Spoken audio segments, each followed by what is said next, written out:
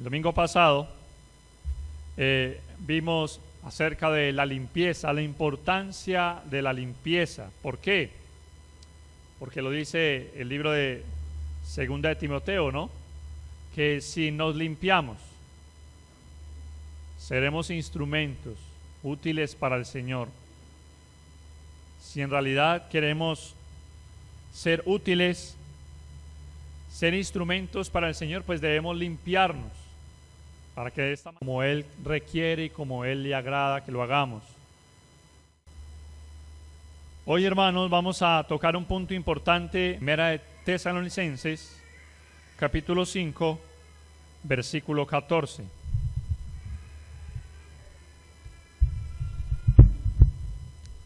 Dice la Escritura en ese pasaje: también os rogamos, hermanos, que amonestéis a los ociosos, que alentéis a los de poco ánimo, que sostengáis a los débiles, que seáis pacientes para con todos. Oremos, hermanos. Amado Dios y Padre, delante de tu presencia estamos agradecidos por una vez más poder, Padre, acercarnos ante tu presencia, dándote la gloria, Señor, la honra, la alabanza, reconociendo que solamente usted es Dios, y poder ahora edificarnos por medio de tu palabra, para que por ella, Padre, podamos edificarnos, fortalecer nuestras vidas, avivar nuestros corazones, llenarnos de tu presencia, de tu poder, de tu fortaleza, Señor. Ayúdanos, Señor, a que todo lo que hagamos en esta mañana sea de tu agrado, permitiendo, Dios, que sea usted, Señor, hablando a nuestros corazones, permitiendo, Padre Celestial, que tu Espíritu sea quien hable a nuestras vidas, nos transforme, nos cambie, nos ayude para que podamos seguir en tu camino, fieles a ti, fiel a tu palabra, Señor, y así, Padre, conforme a la imagen de tu Hijo, ser constituidos y cada día crecer en el conocimiento de tu voluntad, dando fruto para toda buena obra y para ser instrumentos útiles en tus manos, Señor. Muchas gracias, te alabamos, te bendecimos, te damos todo honor y gloria por siempre. En Cristo Jesús, nuestro Señor y Salvador. Amén. Bien, hermanos, nuestra comunión con Dios, pues, es importante a la hora de el servicio. No es una relación legal, es una relación personal con Dios. Es una relación de padre e hijo. Y por eso, hermanos, cada uno de nosotros como hijos de Dios debemos preguntarnos cómo tratamos también a los hijos de Dios. Es importante que entendamos que lo que yo le haga a un hijo de Dios, se lo estoy haciendo a Jesús. Recordemos lo que dice Mateo, ¿no? Mateo capítulo 25, versículo 40, en esa parábola, o más bien ese momento en el cual Jesús habla, no es una parábola, sino que es a lo que Jesús está hablando cuando venga por segunda vez. Y es que iba a reunir a las naciones y las iba a poner delante de él, iba a separar a las ovejas de los cabritos, y aquellas cosas que hayamos hecho, dijo Jesús, dice en Mateo 25:40, que Jesús les dirá: de cierto os digo que en cuanto lo hiciste a uno de estos mis hermanos, a mí lo hiciste. Es decir, si nosotros hacemos algo por nuestro hermano, por nuestro semejante, ¿se lo estamos haciendo a quién? A Jesús. Así que debo estar atento, hermanos, a las personas que Dios pone en mi camino, porque es posible que no estén allí por casualidad. Bueno, las casualidades no existen, sino que Dios las haya puesto delante de nosotros para que nosotros hagamos algo con ellas, para que las ayudemos en algo, para que les sirvamos en algo, para que podamos prestarle un servicio a esa persona que está a nuestro lado, que tal vez vive con nosotros, tal vez está a nuestro lado, tal vez no la encontramos, tal vez en el camino no la encontramos. Dios permite todo esto. ¿Para qué? Para contribuir con la edificación del cuerpo de Cristo. Y en el pasaje que acabamos de leer, en Primera de Tesalonicenses, capítulo 5, versículo 14, nos habla de 3 tipos de personas, las cuales nosotros, como miembros del cuerpo de Cristo, debemos tener un cuidado y atención especial. Y esto es lo que vamos a ver en cuanto a este tipo de hermanos y cómo nosotros, como cristianos, debemos actuar. Dice 5:14, os rogamos, hermanos, Pablo está haciendo un ruego a todos, no a los que presiden, a toda la iglesia. Por eso la iglesia está llamada a contribuir con aquello que necesita contribuir para la edificación del cuerpo de Cristo. Y dice que amonestemos a los ociosos. Creo que hace varias semanas hablamos acerca de la amonestación, lo importante que es, del griego noutesia, que significa poner en mente, de la cual se usa en Efesios capítulo 6, versículo 4, aquellos que ministran, y en Tito capítulo 3, versículo 10, y aquellos que debemos corregir cuando están creando problemas en la iglesia. La noutesia, o sea, la amonestación, es la instrucción de la palabra, tanto como un aliento como también una reprensión que debemos hacer y que debemos tener para con nuestros hermanos. Y el pasaje está diciendo amonestéis, y nos está hablando a todos. ¿Y por qué es importante la amonestación? Porque con ella nos edificamos con la palabra de Dios. Pero no nos gusta la corrección, no nos gusta la amonestación, nos fastidiamos con ella, nos incomoda, pero es importante y necesaria para la edificación de nuestras vidas, que seamos amonestados. Y no solamente esperar ser amonestados a través de este medio, aunque es importante, sino todos, cada uno de nosotros, nos amonestemos unos a otros. En Proverbios capítulo 10, versículo 17, la Escritura nos enseña: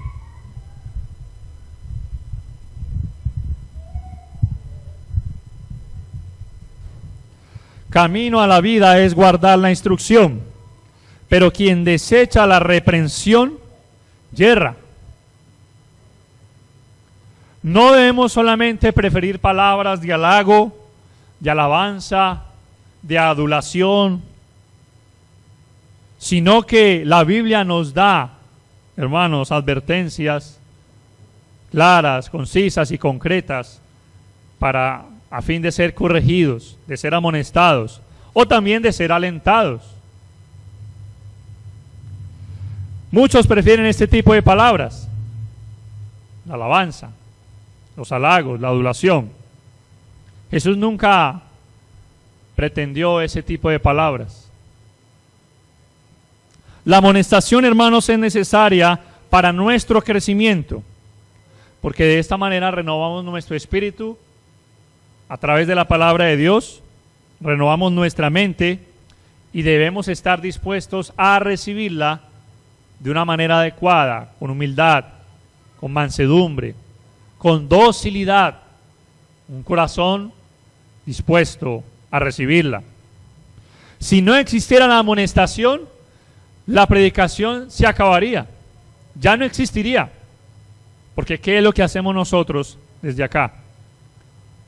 Pues amonestar, exhortar, instruir, neutesia, instruir, poner en la mente, no nuestros pensamientos, sino la palabra de Dios.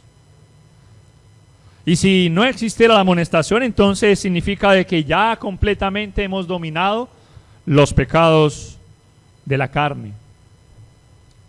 Pero precisamente la amonestación está para eso, para ayudarnos a cambiarnos, a transformarnos, y a que ya no seamos los mismos, sino que podamos crecer, podamos trascender en la vida cristiana. De manera que, hermanos, si tenemos presente esto, debemos preguntarnos si estamos contribuyendo para ayudar a nuestros hermanos, amonestándoles con la palabra de Dios. Porque no se trata solo de recibir amonestación, se trata también de dar amonestación unos para con otros. Y dice que amonestemos, dice allí el versículo 14, ¿a quiénes? A los ociosos. ¿Qué es un ocioso? La palabra ocioso viene del griego ataktos y significa uno que no mantiene el orden. A, que es la negación, y tactos, que dice poner en orden, es decir, sin orden. Es un término militar que denota a uno que no mantenía su puesto, que salía de la línea de marcha o fuera del orden. Es un término militar, un insubordinado. En pocas palabras, uno que tiene la tendencia a desertar. En la iglesia, hermanos, hay este tipo de miembros ociosos que no mantienen la línea. Y no estoy hablando de la línea física, sino que no mantienen la línea de la voluntad de Dios, de lo que Dios quiere, de lo que a Dios le agrada. En la iglesia hay este tipo de personas inconstantes, esos que casi no los vemos, esos que son flojos espiritualmente. En resumen, esos que, como dice Hebreos capítulo 2, versículo 3, descuidan su salvación, una salvación tan grande, la descuidan. Y la Biblia nos llama y nos invita a que los amonestemos. ¿Cómo lo hacemos? ¿Cómo usted amonesta a un hermano? ¿Cómo usted le habla con la palabra, ya sea para alentarlo, levantarlo, o ya sea también para reprenderle, llamarle la atención, por medio obviamente de la palabra? Bueno, hay muchos mecanismos. Está las visitas. Podemos visitar a un hermano, y qué bueno, porque eso debería ser así, ¿no? Visitarlo, verlo cara a cara, encontrarnos con la otra persona, ver cómo está. Bueno, hoy en día se han también adoptado muchos mecanismos tecnológicos, ¿no? Está los chats, el WhatsApp, el Twitter, el Facebook, insociables. Y qué contradicción, ¿no? Son medios y redes sociales y nos han vuelto insociables, porque ya no queremos sino estar con el celular en la mano y olvidarnos de los demás, olvidarnos completamente de los demás. Y es una contradicción en este siglo, ¿no? Que las redes sociales nos hayan invadido tanto y que no seamos tan sociales. Lo que se supone que nos debía acercar, antes nos está alejando. ¿Estamos de acuerdo? Y existe una enfermedad hoy en día, se llama la nomofobia. ¿Saben qué es la nomofobia? Es la adicción al celular. La nomofobia es una enfermedad ya que inclusive hay centros de rehabilitación en algunas partes del mundo. No sé si acá en Colombia. Es el miedo a no estar conectado, la angustia a dejar el teléfono en casa. Lo primero que usted saca, tal vez pues le puede quedar la Biblia, pero el celular no. Y dígame si usted no es de los que cuando llega a su casa lo primero que hace es sacar el celular para ver quién le ha escrito. Lo primero que hace llega a su casa no es saludar a su esposa, a sus hijos, sino es ver el celular. Ahora sí tengo wifi, voy a mirar quién me escribió. Nomofobia. Y está causando que nos volvamos seres insociables. Personas que ya no queremos socializar, como ven en la diapositiva, personas que están comiendo y con el celular, personas que están supuestamente tomando un café, pero están con el celular. Personas que ya se arraigan el celular a sus cuerpos, ya se volvió una parte del cuerpo de ellos. Y esa actitud, hermanos, muchas veces, esa tecnología que debería ser útil para nuestras vidas, nos está volviendo personas que nos olvidemos de los demás. Nos acerquemos a los seres lejanos y nos alejemos de los seres cercanos. Lastimosamente, debemos ponerle cuidado a eso. Debemos poner cuidado porque no podemos seguir así, sino que debemos buscar la manera de encontrarnos con las personas cara a cara, face to face, como dicen, para poder ver cómo están, detectar y sentir a la otra persona mediante una percepción sensorial de mirarlo, de ver cómo se encuentra. Y si es una persona que está pasando por la ociosidad, es decir, si está yéndose de la línea, no está marchando, pues debemos nosotros ser diligentes. Romanos capítulo 12, versículo 11, nos dice, en lo que requiere diligencia, no perezosos, fervientes en espíritu, sirviendo al Señor.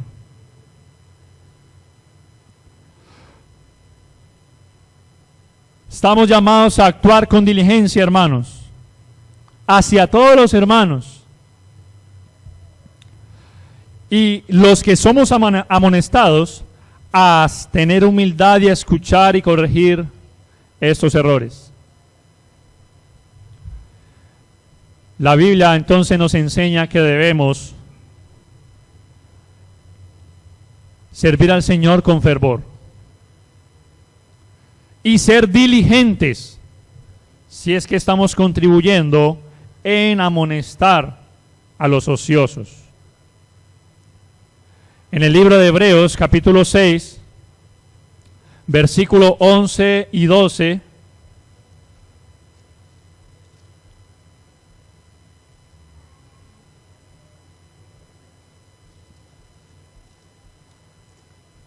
Hebreos 6, 11 y 12,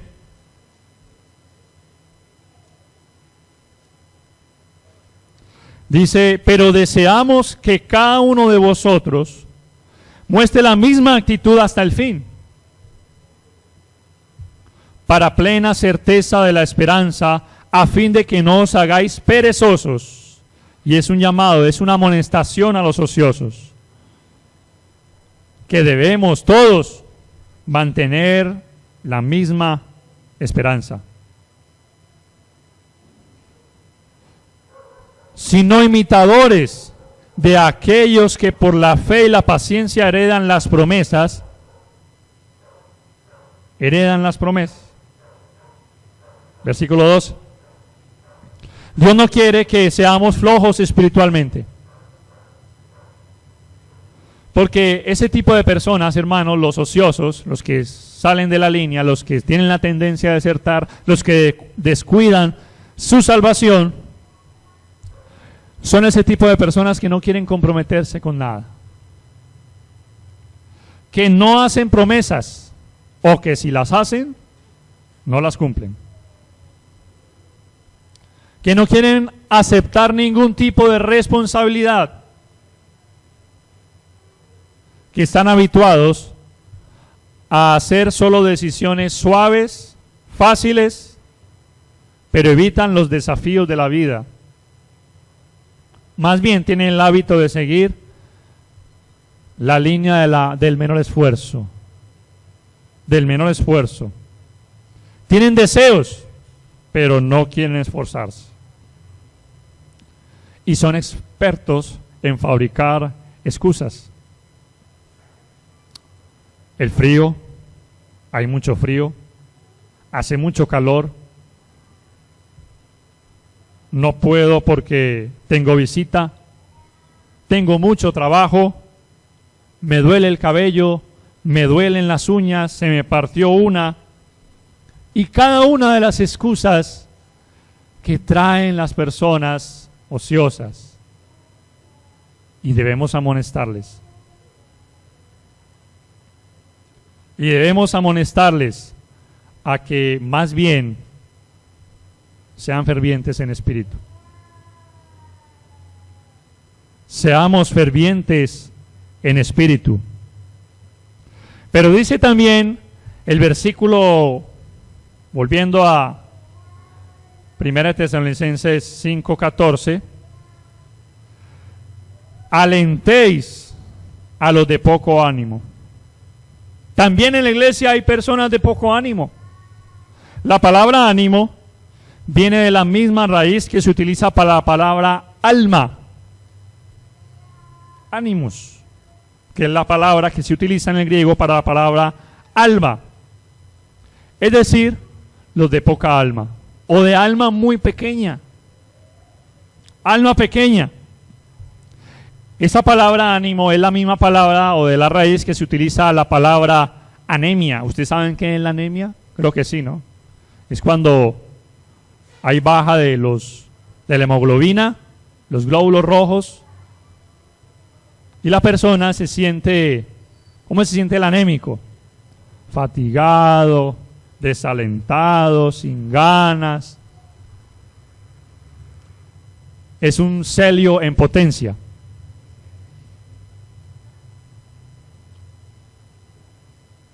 Esos de doble ánimo, hay personas en la iglesia así. Son flojos espiritualmente. Son de poco ánimo. Todo les produce fatiga, todo les cansa. Están cansados para hacer esto, para hacer aquello. Son personas de doble ánimo. Lo que dice Santiago, ¿no? O como el pueblo de Israel, ¿no?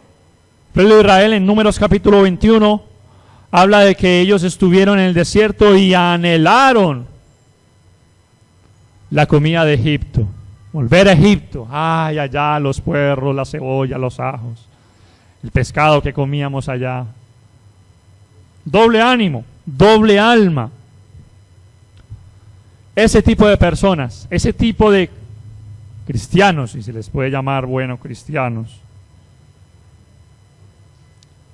son de poca alma. No tienen los ojos puestos en Jesús. Ponen la mirada en las circunstancias, están distraídos y quieren agradar a los hombres y no a Dios. Porque las circunstancias los intimidan. Temen a los hombres, temen de las situaciones, temen por los problemas y creen que los problemas no tienen solución. Tienen un problema en el hogar, no, ya.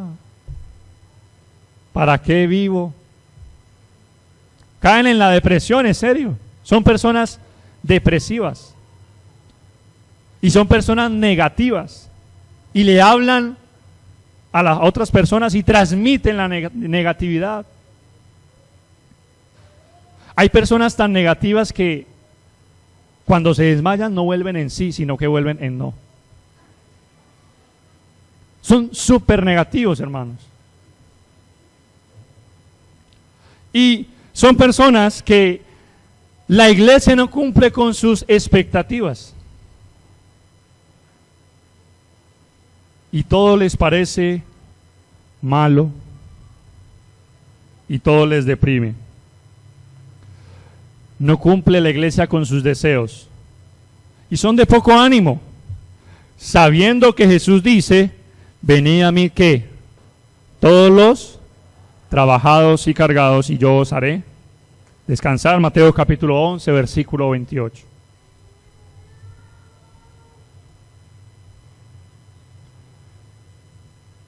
Los de poco ánimo. Y Dios nos llama a que los amonestemos, a que alentemos a esas personas, les demos aliento, prácticamente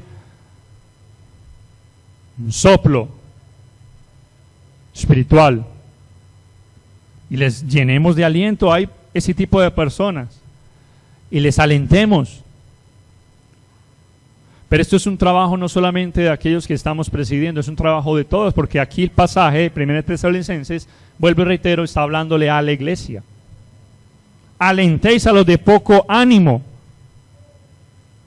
Ese tipo de personas que no crecen, que andan vagando en su mente y nunca llegan al conocimiento de la verdad, fácilmente se desaniman por cualquier problema, sea en el hogar, sea económico, sea con los hijos, en la iglesia, etc. Otros son de poco ánimo porque tienen tentaciones, y esas tentaciones fuertes, causadas por los vicios de la antigua vida, de la vida vieja, o de la vieja vida, como quiera llamarle, y se desaniman porque no pueden, que han luchado mucho contra eso y como que no, ya yo no puedo con esto. Y pierden el ánimo. Pero la Biblia dice en 1 Corintios 10, versículo 13, vamos a leer ese pasaje.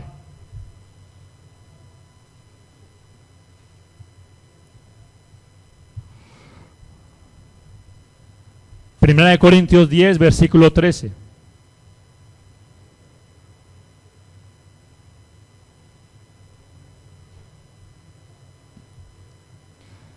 No os ha sobrevenido ninguna tentación que no sea humana, pero fiel es Dios, que no os dejará ser tentados más de lo que podéis resistir, sino que dará también juntamente con la tentación la salida, para que podáis resistir.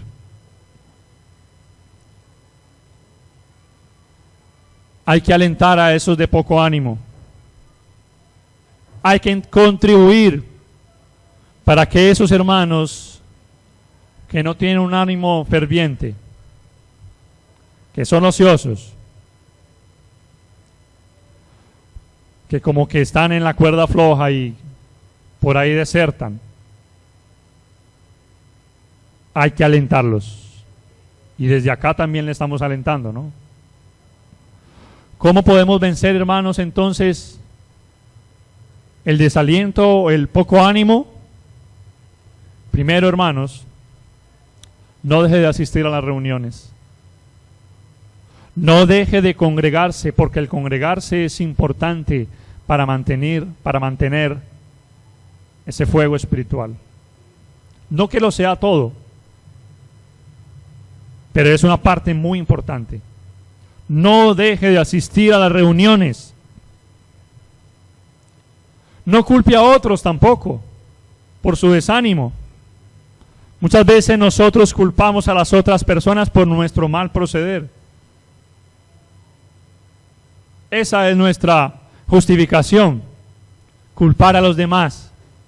No, es que el hermanito me miró mal o no me saludó. Mire que le pedí este favor y no me lo hizo. Mire que me dijo esta palabra y no me gustó. Como le decía yo a un hermano en estos días, las personas, y lo leí creo que en un mensaje del grupo de la iglesia, las personas te defraudan, Dios no. Las personas pueden defraudarte, pero Dios no. Dios no te defrauda. Por eso no hay que culpar a los demás. Porque no vamos a llegar ante la presencia de Dios a decirle eso, ¿no? Por fulano, por sultano, fue que yo no tuve el ánimo, no. Es mi propia responsabilidad.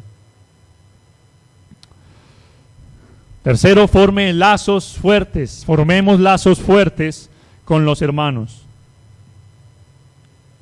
Usted no ha visto, hermano, hermana, que la mayoría de hermanos que ya no andan con el Señor, ya desertan, son nuestros hermanos que nunca tuvieron lazos fuertes con los hermanos. ¿Usted ha visto?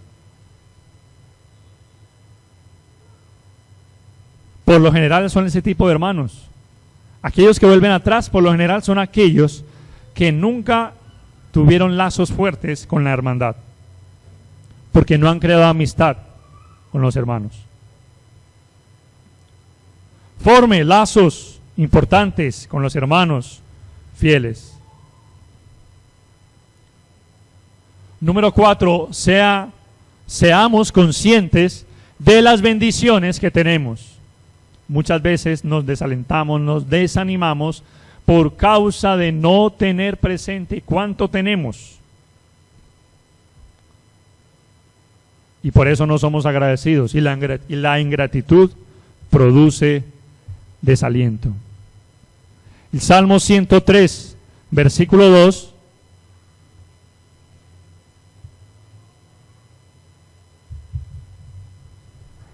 Dice: bendice alma mía a Jehová y no olvides ninguno de sus beneficios. Bendice alma mía a Jehová y no olvides. Por olvidar muchas veces los beneficios que tenemos de Dios, no porque lo busquemos por sus beneficios, pero obviamente eso produce beneficios para nuestra vida. Pero olvidamos las bendiciones que tenemos en Cristo, y eso, al olvidarlas, cualquier cosa nos desanima, nos baja el ánimo. Y número 5, comparemos, hermanos, el sufrimiento de nuestro Señor o el de muchos cristianos y servidores del Señor, de la iglesia, con el nuestro. Hebreos dice que aún no hemos ni siquiera padecido la sangre, no hemos resistido la sangre. Miremos un pasaje que nos muestra el apóstol Pablo en 2 Corintios, capítulo 11, versículo 23.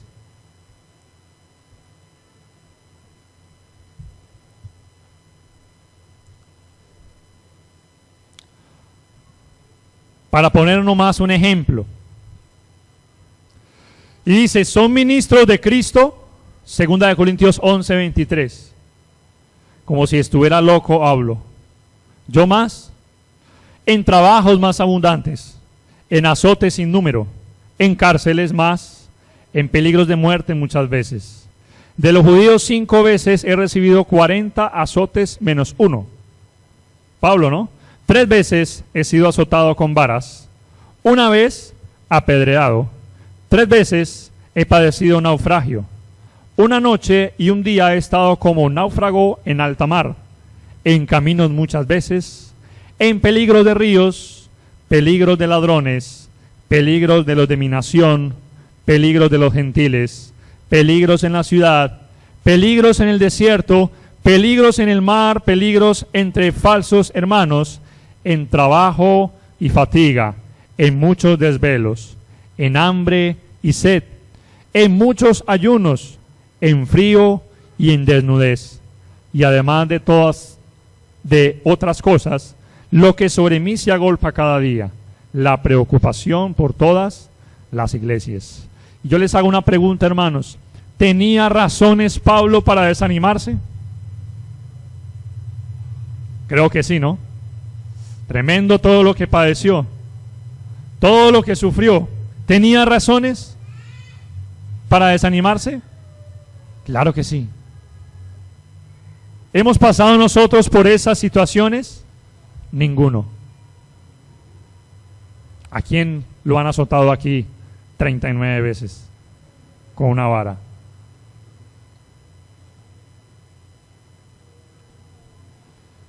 Tenía razones Pablo para desanimarse, pero no. Él continuó y por allá en 2 Timoteo habla de que he acabado la carrera, he guardado la fe.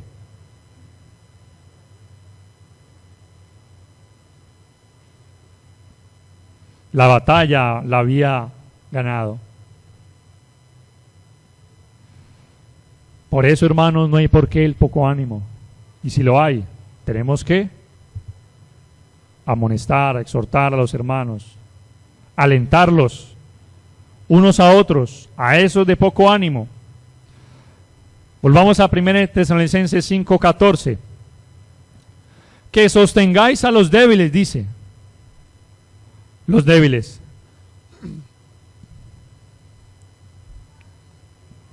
¿Hay hermanos débiles? Claro.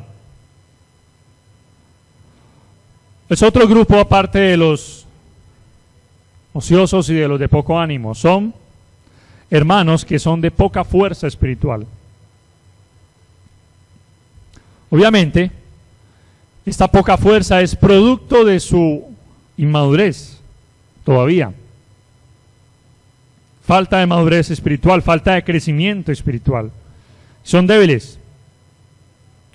Y son aquellos hermanitos, hermanitas que todavía tienen, o tenemos, porque todos podríamos tener debilidades en muchas cosas, y por eso es que debemos sostenernos unos a otros, que tienen luchas continuas con los vicios que tal vez en la vida pasada practicaron. Tal vez muchos fueron alcohólicos. Tal vez muchos practicaron la magia, el tabaco, la brujería, las cartas,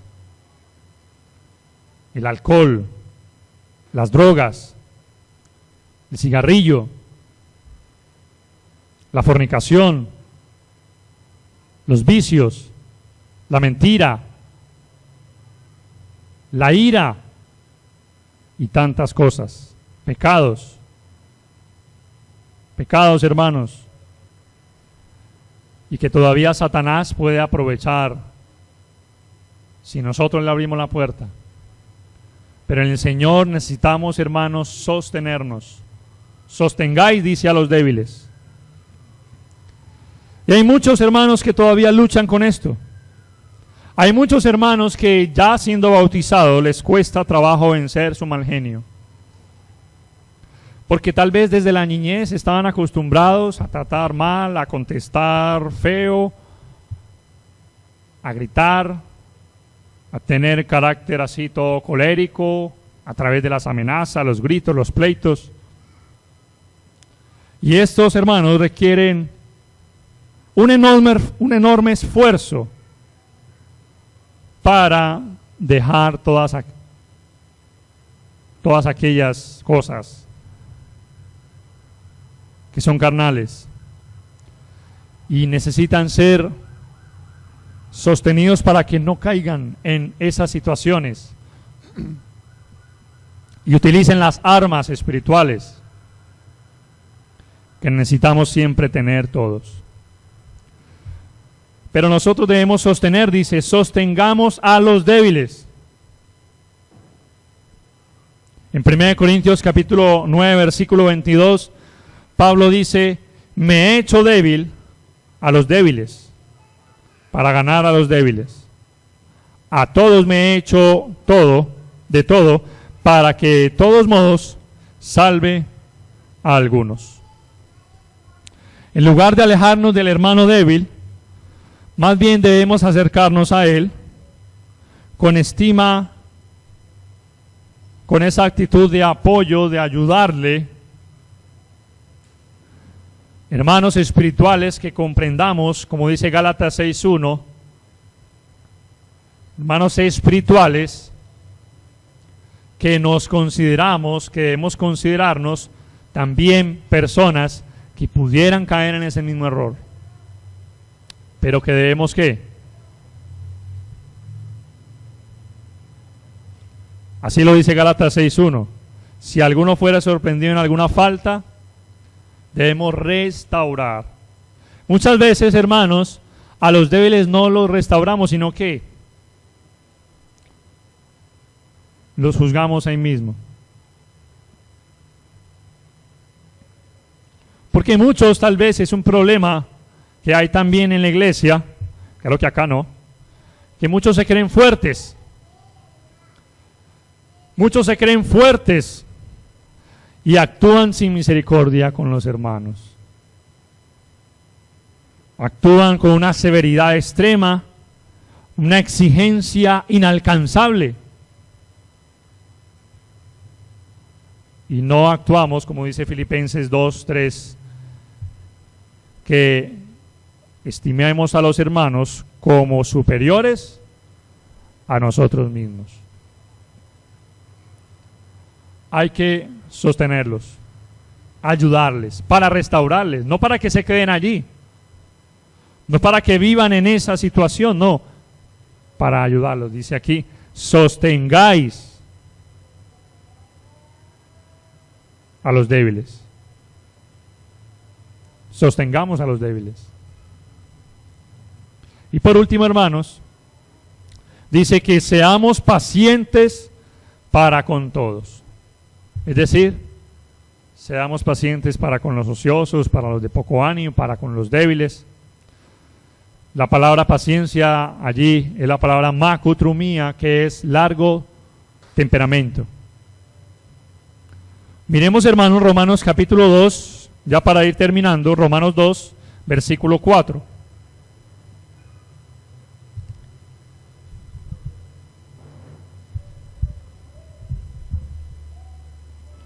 ¿O menosprecias la riqueza de su benignidad, paciencia y longanimidad, ignorando que su benignidad te guía al arrepentimiento? Preguntémonos, hermanos, ¿cómo es Dios con nosotros? ¿Es paciente? ¿Es lóngamo? ¿Longanimidad? Claro que sí. Dios es paciente. Con nuestras vidas es paciente. Y si nosotros recibimos la paciencia de Dios, si todavía Dios soporta tantas inmadureces nuestras, tantos errores, tantas debilidades, tantas cosas en nuestra vida, pues debemos también nosotros ser pacientes. No para alcahuetear, escuche bien, no vaya a malinterpretar, ni pasar por alto la disciplina del Señor, sino para trabajar con esos hermanos los asuntos que hay que corregir, los asuntos que hay que tratar, para ayudar, porque eso es lo que hace Dios con nosotros, ¿no? Nos ayuda y es paciente. Y por eso Pablo, inspirado por el Espíritu Santo, dice aquí, seáis pacientes para con todos. Con todos. Porque Dios es lóngamo con nosotros. Y esa es una de las características de Dios que debemos imitar.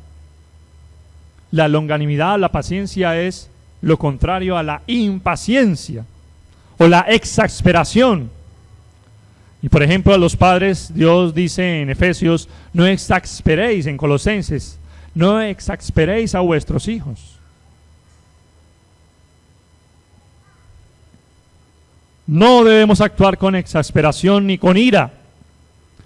En Éxodo 34:6 Dios dice, Jehová, Jehová fuerte y misericordioso y piadoso, tardo para la ira y ¿qué? Y grande en misericordia y verdad. Y también Pablo en Efesios 4:21 dice, con toda humildad y mansedumbre, soportándoos con paciencia los unos a los otros en amor.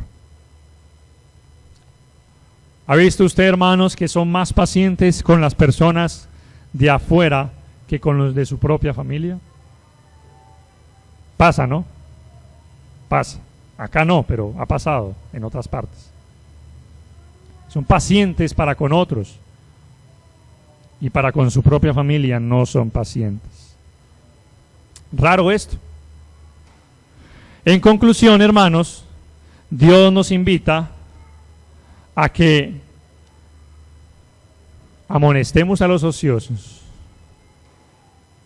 alentemos a los de poco ánimo, sostengamos a los débiles y seamos pacientes para con todos. ¿De qué manera, hermanos, estoy yo contribuyendo a la edificación del cuerpo de Cristo con estos aspectos? ¿Qué estoy haciendo con estos hermanos que pasan por sociedad, que son débiles, que son de poco ánimo? Estamos acá, hermanos, para aprender, pero que no se quede solamente en aprender, sino en practicar. Estamos para ayudar a otros, para compartir aquello que Dios nos ha enseñado. Aquello que Dios nos da las fuerzas, como lo leíamos el domingo pasado también, que todo lo que tuvieres en tus manos, hazlo según tus fuerzas. Hazlo según tus fuerzas. Todo lo que tuvieres a tu mano hacer, hazlo según tus fuerzas. Según dice Eclesiastés. Si nos hemos limpiado, si nos seguimos limpiando, entonces seamos instrumentos en las manos de Dios. Y a las personas que nos visitan en esta mañana, a los que por primera, segunda vez o aquellos simpatizantes, Dios les invita también a que puedan recibir de Dios el perdón, primeramente. A limpiarse. Si realmente desean algún día prestar un servicio a Dios, primero su alma debe ser limpiada a través de la sangre de Jesucristo, de la obediencia al Evangelio, de creer, de arrepentirse de sus pecados, de confesar su fe en Cristo y de ser bautizados para que sus pecados sean perdonados, para que su alma sea lavada y así serán limpios delante de Dios. Que Dios les bendiga, hermanos.